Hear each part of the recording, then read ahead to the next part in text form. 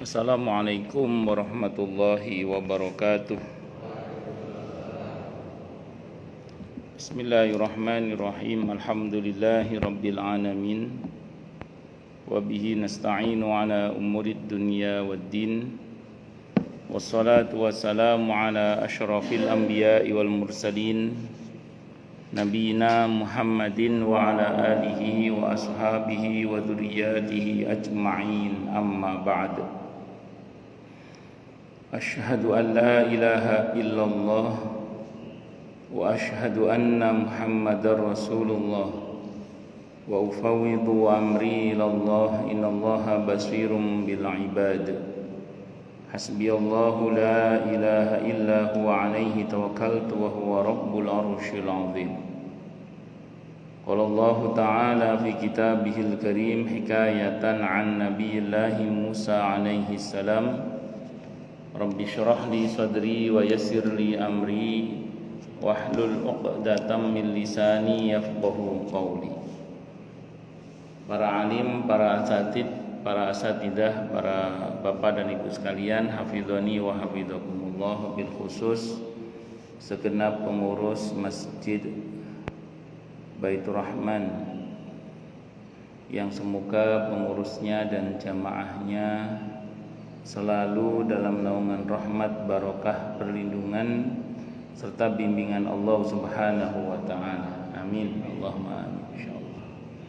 Dan tentu untuk para asatid kita, bil khusus guru kita Ustaz Azmi Dawud dan para asatid yang lain, semoga Allah berkahi sisa umurnya, Allah berkahi ilmunya hingga bermanfaat bagi agama dan umat ini ila yaumil qiyamah. Amin. Allahumma amin insyaallah. Tentu kita berharap juga semoga Allah berkahi Sya'ban kita ini dan Allah hinggakan kita ke Ramadan dalam keadaan sihah wal afiyah, dalam ketaatan kepada Allah dan Rasulnya Muhammad sallallahu alaihi wasallam, dan semoga kita semua lulus sebagai alumnus terbaik Ramadan dengan gelar muttaqin atau bahkan lil muttaqina imama. Amin. Allahumma amin insyaallah, mudah-mudahan. Bismillahirrahmanirrahim. Sahih hadits qudsi yang ke-62.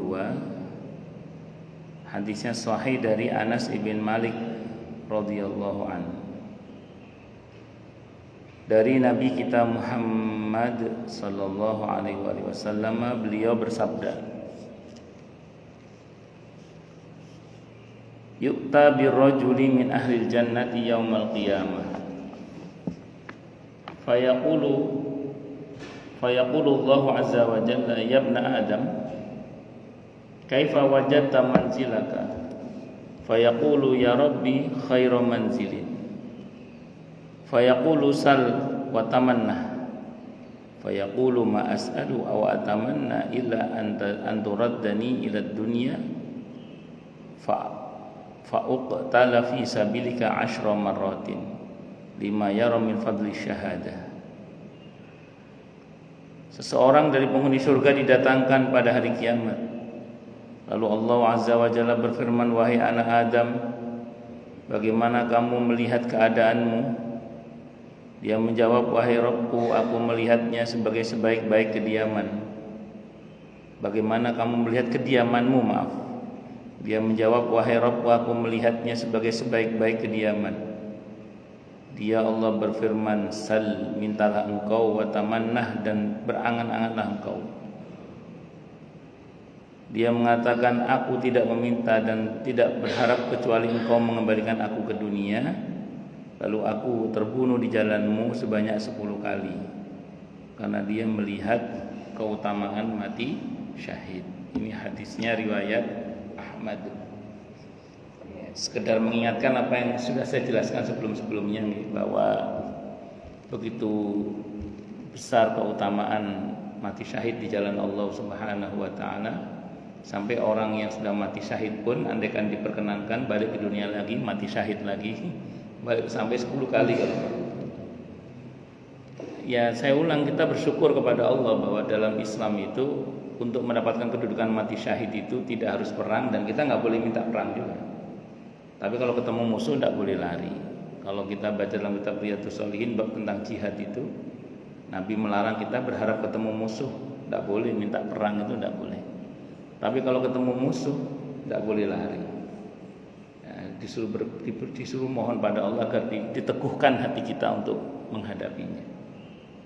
Al-Imam Al-Qurtubi rahimahullah ketika membahas keutamaan mati syahid, ketika beliau membahas firman Allah di surah Ali Imran ayat 169 dan seterusnya sampai 171 itu, beliau mengutip hadis Sahih Muslim, ini sering saya sampaikan ya, bahwa untuk mendapatkan kedudukan orang yang mati syahid ini nggak harus mati di medan perang, bisa dengan jalur ini kata beliau, yaitu mengamalkan hadis Sahih Muslim di mana Nabi bersabda, barang siapa orang yang berharap kepada Allah mati syahid dengan sungguh-sungguh, dengan benar-benar dia berharap mati syahid, maka Allah akan berikan kepadanya kedudukan orang yang mati syahid walaupun dia mati di atas ranjangnya.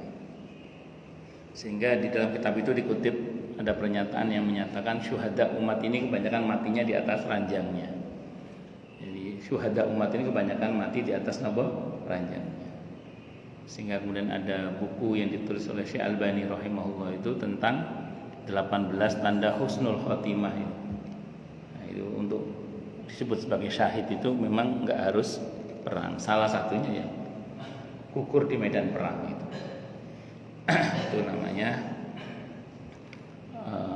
syahid dunia. Kalau syahid akhirat kan masih dimandikan, dikafani, disolatkan. Tapi kalau syahid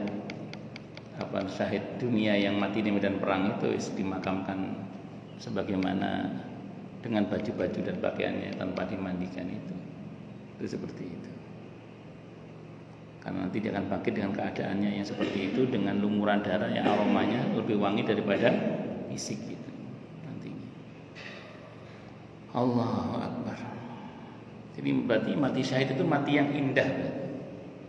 Jadi mati syahid itu mati yang indah. Makanya orang yang sudah mati syahid pengen balik lagi.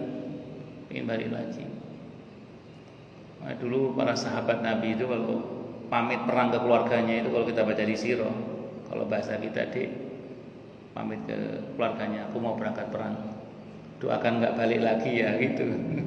Saking semangatnya mati syahid. Jadi bukan doakan aku selamat ya, berangkat perang itu pamitnya doakan aku nggak balik lagi ya gitu. Sawan sama Nabi kita Muhammad SAW nanya, mali fil maraka ya Rasulullah, apa pahala untuk saya kalau saya mati di medan perang ya Rasulullah? Jannah kata Nabi. Begitu ngomong surga, titip kunci rumah saya, perbendaharaan saya, keluarga saya mau berangkat. Wis pasrah, bongkoan berangkat karena siap mati. Itu seperti itu.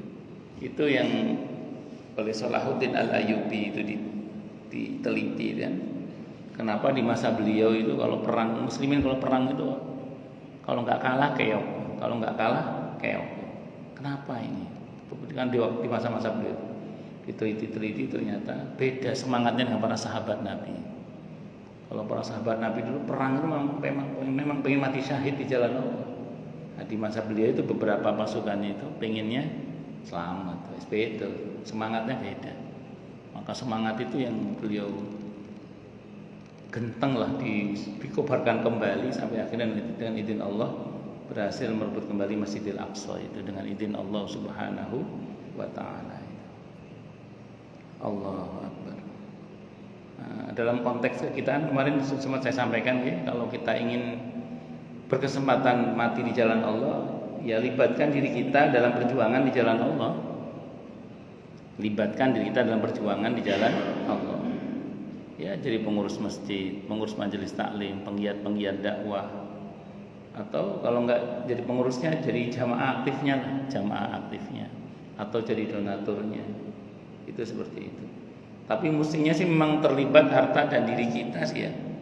Jadi tidak cukup hanya dengan harta saja, tapi diri kita pun juga harus terlibat dalam perjuangan di jalan Allah. Sebagaimana yang Allah firmankan dalam Al-Quran di surah Al-Hujurat ayat 15 itu tentang orang mukmin sejati, itu kata Allah, innamal mu'minuna alladzina amanu billahi wa rasulihi thumma lam yartabu wa jahadu bi amwalihim wa anfusihim fi sabilillah ulaika humus shadiqun.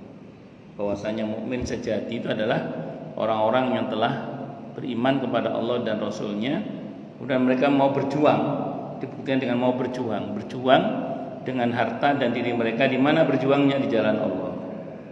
Baru kata Allah ulaika humus shadiqun, mereka itulah shadiqun, orang-orang yang jujur, benar dan bersungguh-sungguh dalam mengimani Allah dan Rasulnya Muhammad sallallahu alaihi wasallam. Berarti kalau kita masih belum mau menyediakan di sebagian harta kita untuk perjuangan di jalan Allah, kalau kita belum menyediakan di pada sebagian waktu diri dan tenaga kita untuk berjuang di jalan Allah, ya berarti belum dinyatakan sebagai mukmin sejati. Jadi kalau mau sebagai mukmin sejati, libatkan diri kita dan harta kita dalam perjuangan di jalan Allah Subhanahu wa taala. Dan tidak usah khawatir. Apapun kalau digunakan, apa dan atau siapapun kalau digunakan di jalan Allah itu diberkahi oleh Allah Subhanahu wa taala. Apa dan atau siapapun ya, kalau digunakan di perjuangan jalan Allah itu diberkahi oleh Allah Subhanahu wa taala. Dulu ketika kuda banyak dipakai untuk perjuangan di jalan Allah, jumlah kuda itu banyak dulu.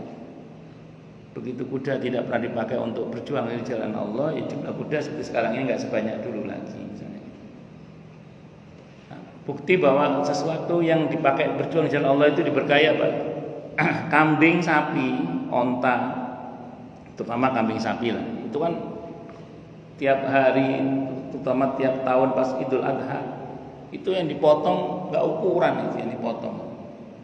Yang dipotong untuk di jalan Allah itu nggak ukuran, sapi, kambing itu. Tiap harinya, terus kemudian belum lagi kalau Idul Adha-nya itu. Tapi jumlah sapi, jumlah kambing yang nggak habis-habis sama sekarang. Gajah yang nggak pernah dipotong malah hampir punah. Jerapah yang nggak pernah dipotong malah hampir punah. Pernah dengar ada orang ada hajatan walimatul urus nyembelih jerapah, nggak ada, tapi hampir punah karena nggak dipakai di jalan Allah itu. Ayam yang tiap hari dipotong, saya punya jamaah motong ayam itu tiap hari 10.000 ekor. Pas saya cerita gitu, ada jamaah lagi, kalau saya 20.000 ekor Ustaz. Nggak habis-habis ayam sampai sekarang. Bayangkan walimah, akikah, hajatan, tasyakuran, apa aja itu pakai ayam kan. Nggak habis-habis ayam. Jadi apa atau siapa saja kalau digunakan di jalan Allah barokah. Anak-anak kita libatkan dalam perjuangan jalan Allah, barokah insyaallah. Harta kita juga barokah insyaallah. Barokah semua, insyaallah itu gitu. Rumah kita pakai untuk perjuangan jalan Allah, barokah insyaallah. Karena itu perjuangan yang Allah ridhoi dalam hal ini. Maka kalau ingin keberkahan tercurah di keluarga kita, di harta kita, dalam kehidupan kita, gunakan dalam perjuangan di jalan Allah. Gunakan dalam perjuangan di jalan Allah. Pas saya ngomong gini ada yang nyeletuk ya. Itu tikus juga banyak Ustaz. Tikus gak pernah dipotong banyak gitu. Saya jawab, oh banyak itu dibagi dua. Ada banyak yang barokah, ada banyak yang istidraj. Ya tikus itu termasuk yang istidraj. Lanjut, makanya libatkan diri kita dalam perjuangan di jalan Allah. Insya Allah mati syahid. Kan keren, meninggal masih sebagai pengurus masjid, meninggal masih sebagai pengurus majelis taklim, meninggal masih sebagai penggiat-penggiat dakwah, meninggal masih sebagai donatur masjid, donatur majelis taklim, donatur pesantren. Itu mati yang keren itu. Mati terstatuskan sebagai orang yang masih terlibat dalam perjuangan di jalan Allah. Dan Allah itu sewenang kalau ada hambanya yang berjuang di jalan Allah itu sampai Allah nyatakan Allah janjikan kemuliaan. Karena tetap tidak sama antara orang yang mau berjuang di jalan Allah dengan orang yang duduk-duduk saja, itu beda kata Allah. Derajatnya tetap beda di sisi Allah Subhanahu wa taala. Berikutnya hadis yang ke-63, hadisnya sahih li ghairihi. Dari Ibnu Umar radhiyallahu anhu dari Nabi kita Muhammad sallallahu alaihi wasallam. Kalau ada istilah hadis sahih li ghairihi itu berarti hadisnya aslinya hasan hadis. Karena jalur riwayatannya banyak, dia menjadi hasan, menjadi sahih li ghairihi. Kalau hadis dhaif, kalau banyak jalur riwayatannya selama rawinya enggak fasik, maka hadisnya masih bisa tertolong menjadi hadis hasan li ghairihi. Jadi kalau hadis hasan banyak jalur riwayatannya menjadi sahih li ghairihi. Kalau hadisnya dhaif selama rawinya enggak fasik, maka dia hadisnya menjadi hasan li ghairihi. Hadis hasan bisa diamalkan sebagaimana hadis sahih. Ini hadisnya sahih li ghairihi. Hadisnya riwayat Ahmad dan An-Nasai rahimahumullah. Dari Ibnu Umar radhiyallahu anhu dari Nabi kita Muhammad sallallahu alaihi wasallam tentang apa yang diceritakannya dari Rabb-Nya Azza wa Jalla. Dia Allah berfirman, ayyuma 'abdin min ibadi kharaja mujahidan fi sabilillah ibtigha'a mardati dhamintu lahu an urji'ahu bima asaba min ajrin wa ghanimatin wa in qabattuhu an aghfira lahu wa arhamahu wa udkhilahul jannah. Ayyuma 'abdin hamba yang manapun min ibadi dari hamba-hambaku kharaja yang keluar mujahidan dalam keadaan berjuang fi sabili di jalanku, ibtigha'a mardati untuk mendapatkan keridhaanku, dhamintu maka aku jamin lahu untuknya an urji'ahu untuk aku memulangkannya, bima asaba min ajrin dengan apa yang dia dapatkan dalam bentuk pahala, wa ghanimatin dan rampasan perang, wa in qabattuhu dan jika aku menahannya alias mati, an ughfira lahu maka aku janji akan mengampuni untuknya, wa arhamahu dan merahmatinya, wa udkhilahul jannata dan aku akan memasukkannya ke dalam surga. Nah, jadi kalau sampai ada orang keluar untuk berjuang di jalan Allah karena berharap keridhaan Allah. Ingat ya, kemarin sudah saya sampaikan, disebut fisabilillah itu kalau memang perjuangannya itu litakuna kalimatullahil ulia, untuk menegakkan kalimat Allah. Artinya karena Allah perjuangannya. Karena pernah Nabi ditanya, "Auqamaqal ya Rasulullah, ini ada orang berjuang karena kesukuannya. Ini berjuang karena berani, ini berjuang karena bla bla bla. Mana yang fisabilillah ya Rasulullah?" Kata Nabi, "Man qatala litakuna kalimatullahil ulia fahuwa fisabilillah." Barang siapa yang berperang atau berjuang agar kalimat Allah tegak, maka itulah yang fisabilillah. Nah, jenengan jadi pengurus masjid, pengurus majelis taklim, penggiat dakwah dan apapun lah ya, itu tanamkan dalam hati niatnya apa? Untuk menegakkan kalimat-kalimat Allah. Dan satu lagi harus saya ingatkan ya, supaya kita tidak ujub. Kalau hari ini kita terlibat dalam perjuangan di jalan Allah, jangan GR kita berjasa kepada agama dan umat ini. Enggak. Kita ini sedang dipakai oleh Allah untuk bermanfaat bagi agama dan umat ini. Jadi sejatinya Allah itu enggak butuh kita. Kita yang butuh berjuang di jalan Allah. Maka kita bersyukur kepada Allah karena kita masih diizinkan untuk dipakai oleh Allah bermanfaat di dalam perjuangan di jalan Allah ini. Ya kalau hari ini jenengan masih jadi pengurus masjid, pengurus majelis taklim, penggiat dakwah, bersyukurlah pada Allah. Karena Allah masih izinkan kita untuk bermanfaat, untuk terlibat dalam perjuangan di jalannya. Karena sewaktu-waktu izin manfaat itu bisa Allah cabut. Sewaktu-waktu izin manfaat itu bisa Allah cabut. Kalau Allah cabut izin manfaat itu udah gak akan bermanfaat lagi. Maka bersyukurlah pada Allah kalau hari ini kita bermanfaat. Jangan merasa berjasa kepada masjid, jangan merasa berjasa kepada perjuangan di jalan Allah. Tidak. Justru bersyukurlah pada Allah karena kita diizinkan bermanfaat dalam perjuangan di jalan Allah ini. Ya kan? Bersyukurlah pada Allah karena kita dilibatkan dalam perjuangan di jalan Allah ini. Karena tidak semua orang berkesempatan diizinkan oleh Allah untuk terlibat dalam perjuangan di jalan Allah. Maka bersyukurlah pada Allah kalau kita dipilih, diizinkan untuk bermanfaat dan berjuang di jalan Allah. Jadi bersyukur, jangan merasa berjasa kepada agama ini, tapi lebih pada bersyukurlah pada Allah karena kita diizinkan untuk berjuang di jalan Allah. Itu seperti itu.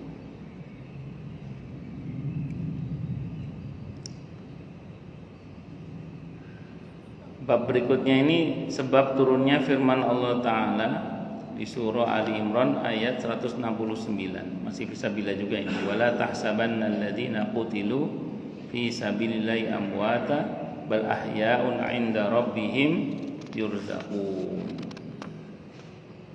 Saya baca dulu aja nih.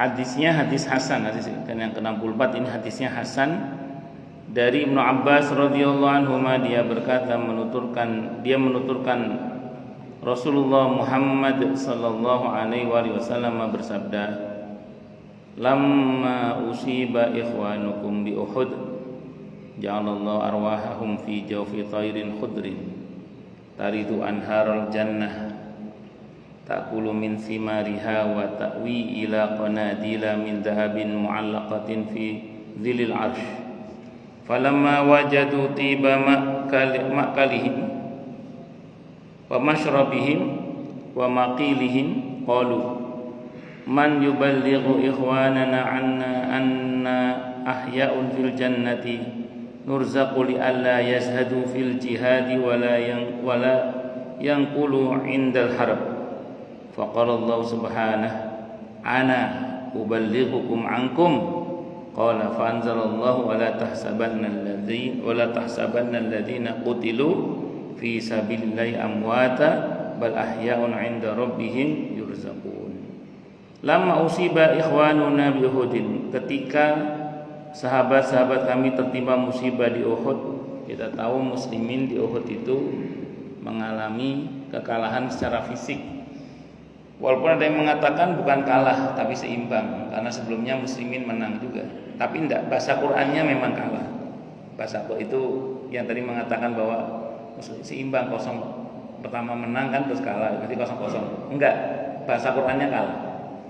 Yaitu di surah Ali Imran ayat 140 itu. Tilkal ayyamu nudawiluha bainan nas. Itulah hari-hari di mana kejayaan dan kejatuhan itu dipergilirkan. Kalau prolog ayat itu kan kata Allah, sebagaimana sebelumnya mereka orang-orang kafir mendapatkan luka di perang Badar, sekarang giliran kamu wahai Nabi dapat kekalahan itu. Jadi memang Allah pergilirkan kalah menang itu, dan Nabi harus pernah kalah supaya nggak dituhankan itu. Nabi harus pernah kalah supaya apa? Tidak dituhankan itu. Nah, tapi setelah perang Uhud itu jangan salah, Khalid bin Walid radhiyallahu anhu itu masuk Islam. Setelah perang Uhud itu Khalid bin Walid radhiyallahu anhu masuk Islam. Nah, di Uhud itu ada satu kejadian di mana pasukan pemanah tidak sabar. Tidak sabar, ini pelajarannya, tidak sabar menunggu perintah Rasulullah Muhammad sallallahu alaihi wasallam. Nah, ini pelajarannya apa Pak? Sependek yang saya pelajari tadi, muslimin itu dimenangkan oleh Allah itu satu karena sabar, dua karena tawakal, sekaligus dua ini. Kalau salah satunya hilang, nggak sabar atau nggak tawakal, muslimin kalah. Walaupun dipimpin oleh Rasulullah Muhammad sallallahu alaihi wasallam. Saya ulang ya, sabar dan tawakal. Tawakal hanya kepada Allah. Muslimin dimenangkan oleh Allah itu karena dua hal ini. Ketika salah satunya hilang, nggak sabar misalnya atau nggak tawakal, muslimin kalah. Walaupun dipimpin oleh Rasulullah Muhammad sallallahu alaihi wasallam. Yang pertama di perang Uhud ini, nggak sabar. Pasukan pemanahnya nggak sabar, kalah. Yang kedua di perang Hunain, kalau ini hampir kalah. Jadi ketika Fathu Mekah ada dua wilayah yang belum takluk. Ini diceritakan di surah At-Taubah ayat 25-26 tentang perang Hunain itu. Ketika Fathu Mekah ada dua wilayah belum takluk, yaitu Hunain dan Taif. Yang Nabi taklukkan terlebih dahulu Hunain. Nabi bergerak ke Hunain membawa 12.000 pasukan. Nah, di antara pasukan itu ada yang ngomong, itu diabadikan di Al-Quran itu di surah At-Taubah ayat 25-26 itu. Ada yang ngomong, jumlah kita dulu kecil kita menang, apalagi sekarang jumlah kita besar, kita pasti menang. Ucapan itu Rasulullah Muhammad sallallahu alaihi wasallam enggak suka. Rasulullah enggak suka ucapan itu. Enggak suka. Kenapa dia enggak suka? Karena ucapan itu berarti telah bertawakal kepada jumlah pasukan yang besar, bukan bertawakal hanya kepada Allah. Padahal dalam Islam harusnya hasbunallah wa ni'mal wakil. Cukup bagi kami Allah, sebaik-baik tempat kami berpasrah. Jadi mengandalkan jumlah ini Nabi nggak suka dengan ucapan itu. Dan betul dalam catatan sejarah, ketika bergerak ke Hunain itu, pasukan kaum muslimin ditelikung dari balik bukit, diserang sampai kocar-kacir, dikatakan dalam ayat itu kocar-kacir, hampir kalah itu, hampir kalah. Dan jarang terjadi dalam peperangan Nabi kita Muhammad sallallahu alaihi wasallam itu dikawal oleh 4 sahabat utama, itu jarang terjadi. Abu Bakar, Umar, Utsman, Ali radhiyallahu anhum, itu jarang terjadi. Tapi di perang Hunain itu Rasulullah Muhammad sallallahu alaihi wasallam sampai dikawal oleh 4 sahabat utama itu. Saking terdesaknya sudah. Nah, sahabat Abbas radhiyallahu anhu yang memegang kendali kekang kendaraan Nabi kita Muhammad SAW itu, beliau punya ciri khas, suaranya lantang. Beliau teriakkan tentang, mengingatkan para sahabat tentang baiat mereka kepada Rasulullah Muhammad SAW. Di situ para sahabat taubat, sadar dan taubat, kembali bertawakal hanya kepada Allah. Begitu bertawakal hanya kepada Allah, keadaan dibalik. Itu yang di surah At-Taubah 25-26. Menang muslimin, hampir kalah. Makanya catat baik-baik, kita semua ini sebagai pribadi, sebagai keluarga, komunitas, kaum muslimin, itu pegang baik-baik, sabar dan bertawakal hanya kepada Allah. Sabar itu bukan tidak bergerak. Sabar itu intinya satu, pengendalian diri, gitu aja. Pokoknya harus terkendali, muslimin harus terkendali, harus terukur ngomongnya, tindakannya harus terukur. Kalau dalam konteks perang harus nurut sama pimpinannya, harus sabar, gak boleh gerusa-gerusu, gak boleh apa? Gerusa-gerusu. Lah gerusa-gerusu kok sok-sok malah kan. Ya, tahu sendiri kan, gerusa-gerusu akhirnya ya gak terkontrol semua. Makanya harus sabar. Sabar itu ini apa? Pengendalian diri itu aja. Semua kalau marah silakan marahnya tapi terkendali. Kalau mau berstatement harus terkendali. Harus terkendali semua. Muslimin itu gitu. Harus terkendali. Tidak boleh losdol, itu tidak boleh. Harus terkendali semua. Terus yang kedua, tawakal, berserah diri hanya kepada Allah. Jangan terpukau dengan banyaknya massa. Jangan terpukau oleh hebatnya strategi. Jangan terkesan oleh suasana-suasana. Tetap tawakal hanya kepada Allah. Bahwa kita berstrategi iya, bahwa kita mengatur strategi iya, bahwa kita bergerak bersama iya, tapi hati tawakal hanya kepada Allah. Itu kita sebagai pribadi, keluarga atau komunitas kaum muslimin berhadapan dengan siapapun, asal sabar dan bertawakal hanya kepada Allah, menang kita insyaallah. Karena sejarah mencatat begitu. Muslimin dimenangkan oleh Allah itu karena sabar dan bertawakal hanya kepada Allah. Nah, ketika muslimin kehilangan salah satunya saja, kalah muslimin itu. Walaupun dipimpin oleh Rasulullah Muhammad sallallahu alaihi wasallam. Nah, apalagi kalau komposisi sabarnya ditambah dengan takwa. Tidak hanya tawakal tapi takwa. Wah, itu Allah akan turunkan bala tentara untuk kita. Ali Imran ayat 125 itu.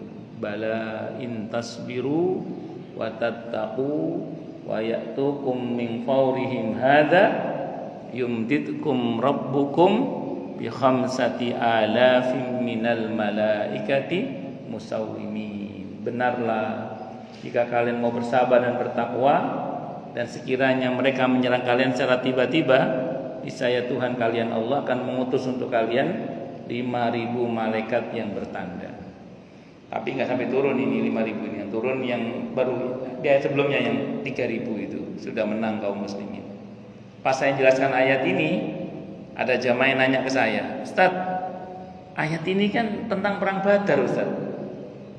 Apakah masih berlaku sampai sekarang ayat ini? Mengingat ayat ini tentang perang Badar. Maka saya jawab, di dalam memahami Al-Quran itu ada teori gini Bu, saya bilang, al-ibratu bi'umumil lafzi la bi khususi sabab. Itu kaidah. Seringkali statement Allah dalam Al-Quran itu berlaku umum sebagaimana teksnya, tidak berlaku khusus sebagaimana konteksnya. Itu seringkali. Kenapa? Ini penjelasannya gini. Ayat ini Ali Imran ayat 125 itu sudah ada di Lauhul Mahfuz sebelum perang Badar terjadi. Ayat ini, ayat Ali Imran ayat 125 itu sudah ada di Lauhul Mahfuz sebelum perang Badar terjadi.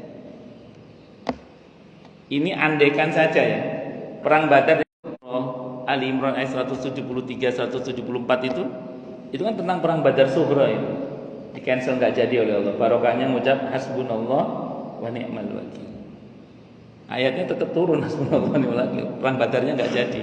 Perang Badar Sughra itu di cancel oleh Allah, enggak jadi. Yaitu perang Badar andai kan di cancel oleh Allah, dibatalkan oleh Allah, enggak jadi perang.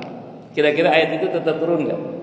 Tetap turun. Nah, berarti konsepnya apa? Sampai detik ini pun asal kita sabar dan bertakwa, komposisinya, kalau kita gabung sama Hunain tadi, tak bertawakal hanya kepada Allah, maka tidak usah khawatir. Allah akan kirim untuk kita tidak hanya 3.000, bahkan 5.000 pasukan malaikat yang bertanda. Walaupun dalam konteks ayat ini, kalau dikaitkan dengan sababun nuzulnya, nggak sampai turun yang 5.000 ini. Baru yang 3.000 ayat sebelumnya. Baru yang 3.000 itu sudah menang kaum muslimin. Sehingga Allah katakan, wa ma ramaita idh ramaita walakinnallaha rama. Itu seperti itu. Makanya saya ulang sekali lagi, kalau kita ingin dekat dengan pertolongan Allah dan dimenangkan oleh Allah, kita sebagai kaum muslimin, baik pribadi, keluarga maupun komunitas kaum muslimin, pegang baik-baik ya. Bersabar. Inti sabar apa tadi? Terkendali. Bisa mengendalikan diri. Bukan tidak boleh marah-marah nggak apa-apa, tapi jangan marah-marah. Harus terkendali pokoknya. Bukan berarti kita tidak bergerak, kita bergerak, tapi bergeraknya harus terkendali. Harus, kalau dalam konteks perang ya, di dalam komando pemimpin kaum muslimin. Jadi nggak boleh sembarangan, nggak boleh kerusak-kerusu. Dan yang kedua, bertawakal hanya kepada Allah. Bertawakal hanya kepada Allah. Itu seperti itu. Nah, kalau mau lebih dahsyat lagi, komposisinya ditambah dengan takwa. Wah, lebih top lagi itu. Allahu Akbar.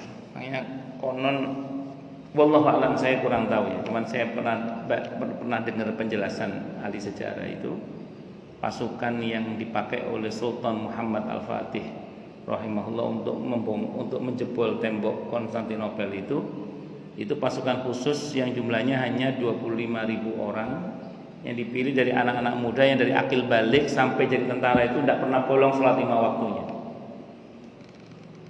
Jadi dipilih dari 25.000 orang itu adalah dipilih 25.000 orang dari anak-anak muda yang dari akil balik sampai jadi tentara itu tidak pernah bolong sholat 5 waktunya.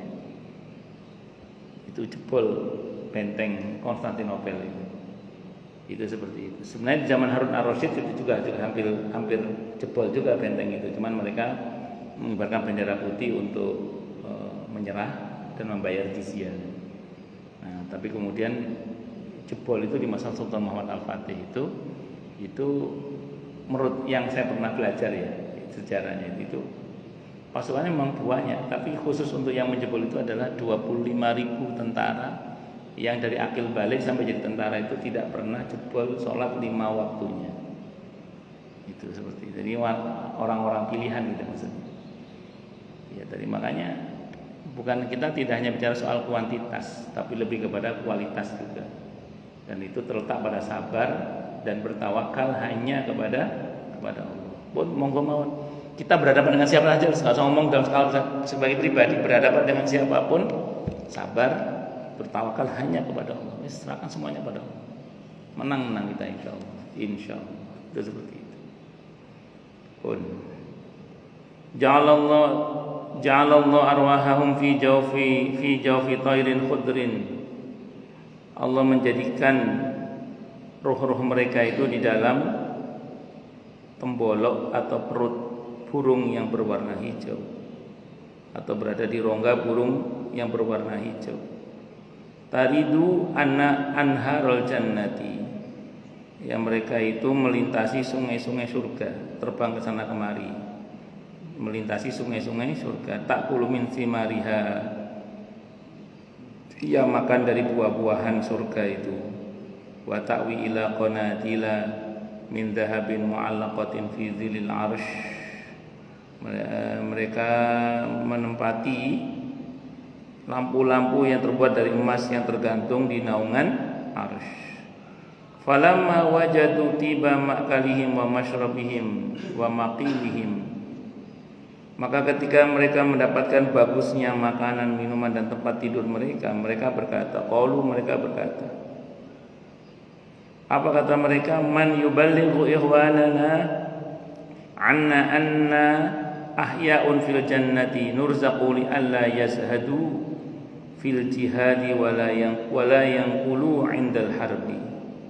Siapa ya kira-kira yang berkenan memberitakan kepada saudara-saudara kita tentang keadaan kita, bahwasanya kita ini di surga ini hidup, diberi rizki, diberi apa? Rizki.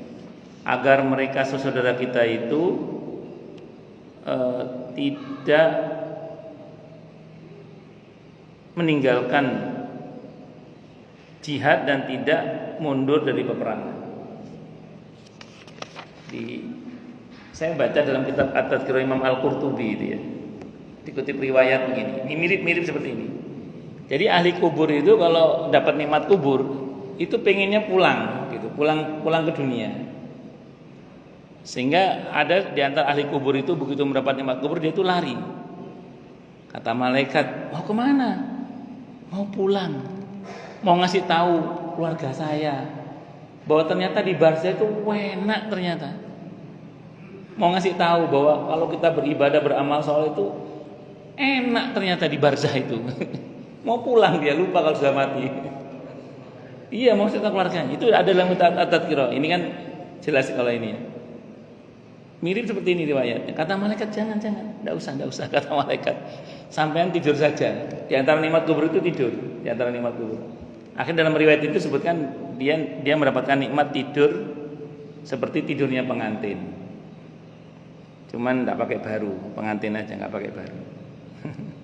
Dulu guru saya nerjemah hadis itu pakai tidur seperti tidurnya pengantin baru. Saya dulu membayangkan pengantin baru tidur enak kali ya itu. Dulu pas saya masih jomblo. Begitu saya jadi pengantin baru malah enggak bisa tidur. Maaf, berarti terjemahannya salah itu guru saya. Karena di hadisnya enggak ada kata baru. Di hadisnya itu tidur seperti tidurnya pengantin itu aja. Cuman guru-guru saya dulu terjemahnya tidur seperti tidurnya pengantin baru. Kita yang jomblo kan enggak pengalaman, Pak. Belum tahu kan. Taunya pengantin baru tidur enak gitu ya. Ternyata jadi pengantin baru malah enggak bisa tidur. Kemelutek, umek, gak karu-karuan. Jadi mirip ini, pengen ngasih tahu. Maka dijawab oleh Allah. Kata Allah, qala Allah berfirman, faqala Allah subhanahu maka berfirman ya Allah taala, aku uballighuhum yang akan memberitahu mereka angkum tentang kalian. Qala maka bersabda siapa Nabi kita Muhammad sallallahu fa anzalallahu maka Allah turunkan firman Allah di surah Ali Imran ayat berapa?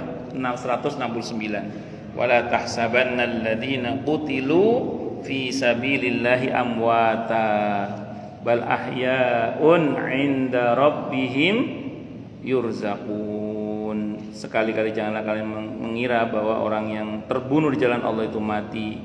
Makanya kalau ada orang gugur di jalan Allah itu bahasanya bukan meninggal tapi syahid. Telah syahid di jalan Allah, telah syahid di jalan Allah, telah syahid di jalan Allah. Bahasanya gitu. Allahu Akbar. Bal ahya'un 'inda rabbihim yurzaqun. Bahkan mereka itu hidup di sisi Tuhan mereka. Hadisnya riwayat Ahmad, Abu Dawud rahimahumullah, hadisnya hasan,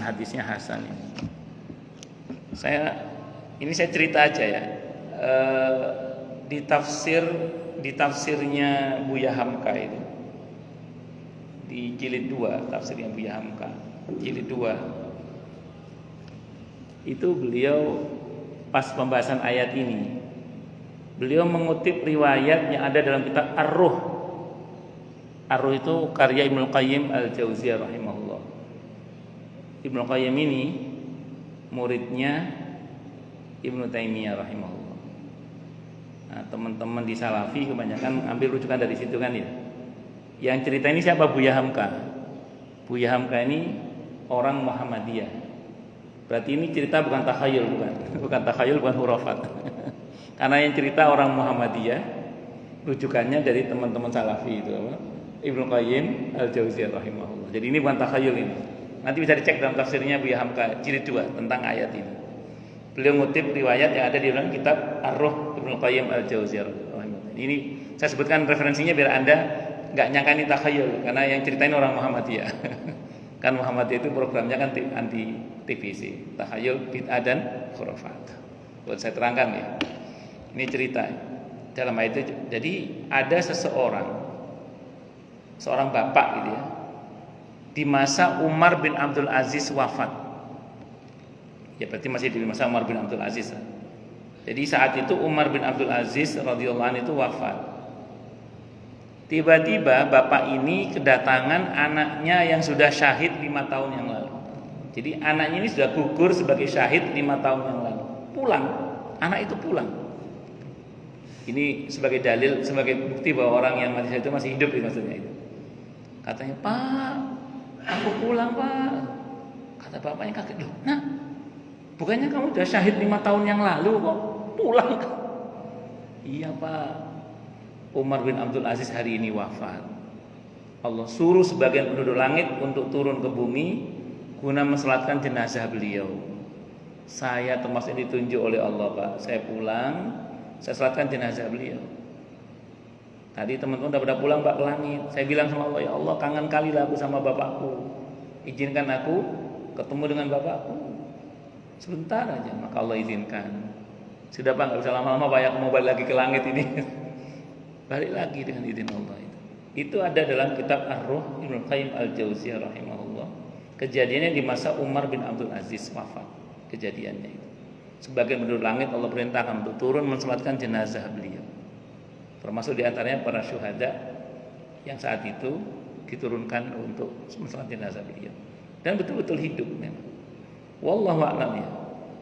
Ini tidak tahu benar apa enggak, saya baca di berita aja itu. Beberapa syuhada di Palestina itu, ketika beberapa pemakaman mereka terpaksa dibongkar untuk dipindahkan, itu rambutnya tambah memanjang. Terus kalau kukunya nanti kayak gerandong kalau kukunya. Itu rambutnya memanjang, kumisnya itu ya tumbuh, tubuhnya itu bahkan sebagian ada yang mengatakan masih hangat gitu. Sebagian para syuhada yang ada di Palestina itu. Kan kadang ada ulah sebagian pasukan Zionis itu yang membongkar makam kan dipindahkan. Itu menurut berita yang saya baca. Selebihnya wallahu alam, saya nggak tahu betul apa tidak. Tapi ayat ini pasti benar, nggak mungkin salah gitu aja. Itu sebetulnya. Tadi cerita itu bukan hadis ya, itu bukan hadis. Itu cuman kejadian di masa Umar bin Abdul Aziz. Nah, yang cerita tadi Ibnu Qayyim Al-Jauziyah rahimahullah, muridnya Ibnu Taimiyah rahimahullah, yang cerita Buya Hamka orang Muhammadiyah. Jadi insyaallah bukan takhayul, bukan khurafat. Tinggal ada percaya atau tidak terserah, karena itu bukan hadis, cerita. Tapi ayat ini pasti benar bahwa orang yang gugur di jalan Allah sebagai syahid itu tidak mati, mereka hidup bahkan diberi rezeki. Ya, saya kira ini bisa saya sampaikan, semoga bermanfaat.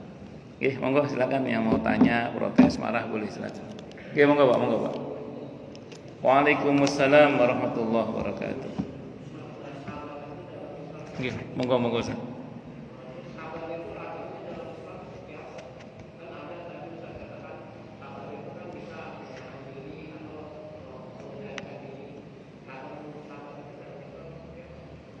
Baik, bismillahirrahmanirrahim. Sabar dalam Islam itu bagaimana? Pertama gini Pak, kita kalau mau belajar sabar, itu belajar sabar dari ulul azmi minar rusul. Bukan Ustaz Azmi, ulul azmi. Ulul azmi minar rusul, 5 nabi yang Allah stempel sebagai nabi-nabi yang teruji kesabarannya hebat. Yang pertama Nabi Nuh alaihissalam, yang kedua Nabi Ibrahim alaihissalam, yang ketiga Nabi Musa alaihissalam, yang ketiga Nabi Isa alaihissalam, yang terakhir yang lima adalah Nabi Muhammad sallallahu alaihi wasallam. Nah, itu ada 5 itu.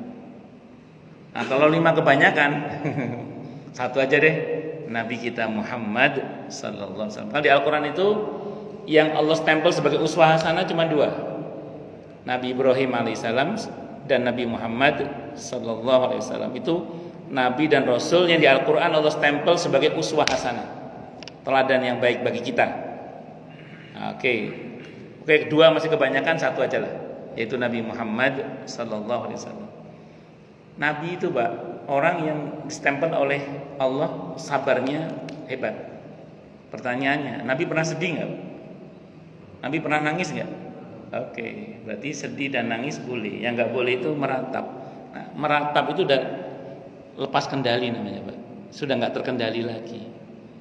Sehingga ketika cucu Nabi Umamah radhiyallahu anha wafat di pangkuan beliau, kan beliau nangis Pak. Kata para sahabat, air mata apa ini wahai Rasulullah? Mungkin pengertian sahabat saat itu, yang namanya sahabat nggak nangis gitu loh. Air mata apa ini wahai Rasulullah? Kata Nabi, ini air mata kasih sayang. Man lam yarham lam yurham. Siapa yang tidak punya rasa kasih sayang tidak akan disayang oleh Allah. Irhamu man fil ard yarhamkum man fis sama. Sayangi yang di bumi, yang di langit akan menyayangimu. Itu Nabi menjelaskan gitu. Jadi Nabi ya bisa sedih juga, Nabi bisa nangis juga, tapi Nabi tidak meratap. Nabi tidak meratap. Nah, kalau orang udah meratap, berarti dia sudah melampaui batas, tidak terkendali lagi udah Pak itu. Nah, makanya saya ulang, sedih boleh sedih. Memang keadaannya buat kita sedih mau gimana, tapi jangan sampai meratap. Meratap itu intinya satu, tidak rela dengan takdir Allah, tidak ridho dengan takdir Allah, itu meratap. Ekspresinya macam-macam Pak. Monggo jambak-jambak rambut, robek-robek baju, guling-guling, macam teriak-teriak yang gak ada gunanya. Itu namanya meratap. Atau nggih satu. Nabi pernah marah enggak? Pernah. Yang enggak pernah itu Nabi marah-marah Pak. Jadi beda antara marah dengan marah-marah, itu beda Pak. Nabi pernah marah, tapi tidak pernah marah-marah. Apa bedanya marah sama marah-marah? Kalau marah itu terkendali Pak. Kalau marah-marah itu tidak terkendali. Marahnya Nabi itu Pak tanpa amarah. Marahnya fokus, marahnya ngasih solusi. Mana dalilnya Ustaz? Hadisnya Sahih Muslim Pak. Nabi pas marah itu hadisnya Sahih Muslim tentang sahabat Mu'adz ibn Jabal radhiyallahu an yang seusai salat Isya bersama dengan Rasulullah Muhammad sallallahu alaihi wasallam, beliau ketemu dengan satu kaum yang belum salat Isya. Beliau pimpin salat Isya untuk mereka. Salat lagi beliau i'adah, mengulang salat. Jadi imam kali ini bagi kaum itu. Begitu mimpin salat kaum itu, Isya Pak itu. Rakaat pertama surah Al-Baqarah babat habis Pak. Udah kebayang ya? Salat Isya rakaat pertama surah Al-Baqarah babat habis. Kira-kira gimana Pak? Oh, beberapa jamaahnya termasuk ada yang laki-laki itu mufaraqah munfarid, memisahkan diri dari jamaah, nggak mau lanjut sendiri, menyelesaikan salatnya sendiri. Selesai salat dilaporkan kepada Mu'adz, ada beberapa laki-laki tadi selesai duluan salatnya munfarid. Kata sahabat Mu'ad bin Jabal radhiyallahu anhu, itu yang selesai duluan dari itu munafik itu, kata sahabat Mu'ad. Yang dituduh munafik enggak terima, Pak. Demi Allah saya tidak munafik, kata orang itu. Anda kelamaan sholatnya. Al-Baqarah, Pak, rakaat pertama, sahabat habis, Pak. Maka saya akan laporkan Anda kepada Rasulullah Muhammad sallallahu alaihi wasallam. Dilaporkan kepada Nabi kita Muhammad sallallahu alaihi wasallam. Nabi mendapat laporan itu, Nabi enggak langsung percaya. Nabi tabayyun. Nah, ini pentingnya, Pak. Kita enggak boleh langsung percaya kalau dapat berita miring tentang saudara kita sesama muslim. Nabi tetap tabayyun. Panggil Mu'ad bin Jabal radhiyallahu, panggil.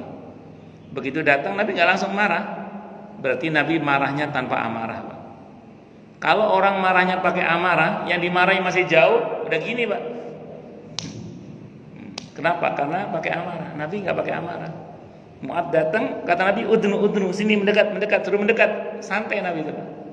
Nabi tabayin, tanya baik-baik. Apa betul Mu'ad? Tadi malam kamu, kalau ini mafhum riwayat ya, sholat isya bagi satu kaum kamu jadi imamnya, rakaat pertama surah Al-Baqarah babat habis. Sahabat Mu'ad dengan senang mengatakan, benar ya Rasulullah. Benar ya Rasulullah. Dikira mau dipuji mungkin ya.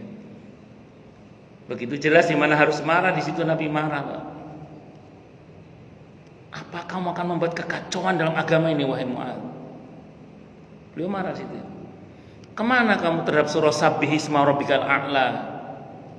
Kok Al-Baqarah kok enggak Sabbihisma Rabbikal A'la? Dimarahi gitu sama Nabi. Lihat, Nabi marahnya fokus, Pak. Marahnya tanpa amarah, marahnya fokus. Di belakang kamu itu Mu'ad, ada yang punya anak kecil. Kalau ada yang sakit, ada orang tua, ada yang punya hajat, kata beliau. Di belakang kamu itu. Terus ngasih solusi, Pak. Kalau mau lama, wahai Mu'ad, sholat mau lama, kerjakan saat kamu sholat sendiri. Lihat marahnya Nabi, Pak. Marahnya tanpa amarah, marahnya fokus, marahnya ngasih solusi, Pak. Kan ada orang itu kalau marah itu sambil ngabsen binatang seragunan itu kan ya ada. Marahnya 7 menit, 7 jenis binatang keluar semua. Apalagi kalau yang ngabsen binatang orang Jawa Timur itu binatang tertentu yang keluar. Nah, jadi dan Nabi tidak memuntahkan kekesalan, Nabi itu mengasih solusi. Makanya saya bilang sabar itu bukan diam, bukan, dia bergerak sabar itu. Ini deh gini. Nabi ketika di Mekah 13 tahun berdakwah di Mekah, sabarnya tanpa perlawanan sama sekali. Jangan sabar tenanan, gak ngelawan sama sekali. Di boykot pun Nabi gak ngelawan Nabi itu. Di Mekah 13 tahun Nabi sabar tanpa perlawanan. Tapi di Madinah sabarnya Nabi melawan, Pak. Beda, Pak. Itu dua konsep sabar yang bisa buat kita pelajaran tuh. Jadi ada masa di mana memang kita sabar itu nggak usah direken nih disabarin. Tapi ada masa di mana sabar itu mesti ngelawan, Pak. Ada masanya. Jadi melawan itu bukan tidak sabar, melawan itu juga bagian dari kesabaran, tapi harus terkendali. Ya, ngaten lagi. Wallahu alam bisawab. Gitu ya, Pak. Monggo yang lain silakan kalau ada. Nggih, monggo, Pak. Waalaikumsalam warahmatullahi wabarakatuh.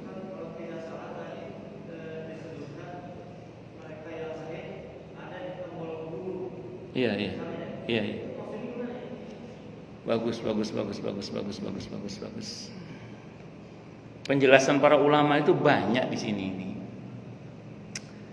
Jadi ada yang menafsirkan mereka itu bukan di dalam tembolok burung, tapi mereka berbentuk seperti burung itu. Itu di antara tafsirnya. Saya baca dalam tafsir Al-Qurtubi itu. Jadi mereka itu punya sayap seperti burung terbang ke sana kemari. Jadi maknanya di dalam tembolok burung itu bukan berarti dia itu tinggal di dalam tembolok burung yang ke sana kemari, bukan. Tapi mereka itu menjadi seperti burung. Jadi ada sayapnya gitu.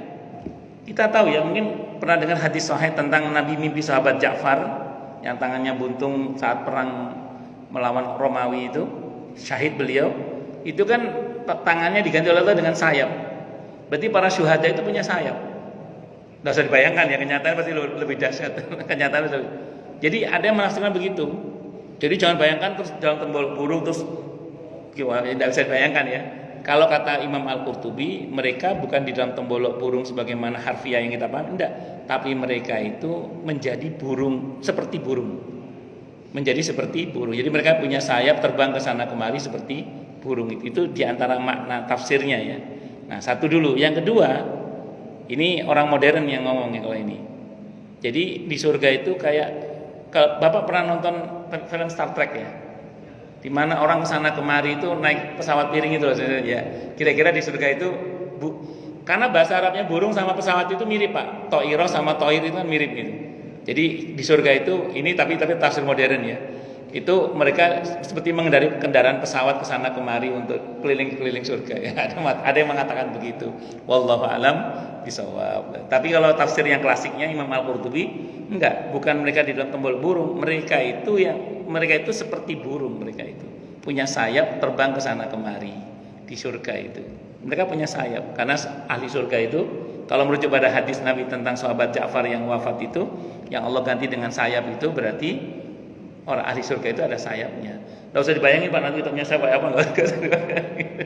Kenyataannya pasti lebih dahsyat pokoknya. Nggak usah dibayangin ya. Saya kira itu. Wallahu a'lam bishawab. Ngoten Bang ya? Baik. Ada lagi yang lain mungkin silakan. Kelas nggih? Baik, kita tutup dengan hamdalah. Alhamdulillahirabbil alamin. Semoga kajian kita bisa bermanfaat, mubarakah fid dini wad dunya wal akhirah untuk kita, keluarga kita dan seluruh umat Islam semuanya, dan mudah-mudahan kita semua dijadikan oleh Allah sebagai orang-orang yang sukses dunia akhirat, selamat dunia akhirat, bahagia dunia akhirat, dan dipermudah setiap urusan kita oleh Allah fid dini wad dunya wal akhirah. Semoga Allah limpahkan hidayah selalu untuk kita, semoga Allah tingkatkan selalu hidayah untuk kita, dan semoga Allah berikan hidayah untuk siapapun yang melihat kita. Subhanakallahumma bihamdika asyhadu an la ilaha illa anta astaghfiruka wa atubu ilaik. Sallallahu alaihi Muhammad wa ala alihi washabihi wasallam. Saya mohon maaf. Wassalamualaikum warahmatullahi wabarakatuh.